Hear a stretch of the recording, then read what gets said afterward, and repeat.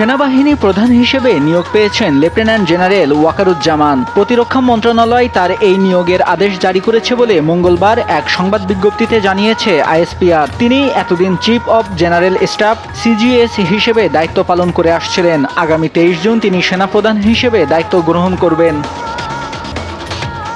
ISPR এর বিজ্ঞপ্তিতে বলা হয়, বাংলাদেশ সেনাবাহিনীর লেফটেন্যান্ট জেনারেল ওয়াকারুজ্জামানকে 23 জুন 2024 থেকে বাংলাদেশ সেনাবাহিনীতে জেনারেল পদে পদোন্নতি দিয়ে প্রতিরক্ষা বাহিনীগুলোর প্রধানদের নিয়োগ, বেতন, ভাতা ও অন্যান্য সুবিধা আইন 2018 অনুসারে ওই দিন অপরাহ্ন থেকে 3 বছরের জন্য সেনাবাহিনীর প্রধান হিসেবে নিয়োগ দেওয়া হয়েছে।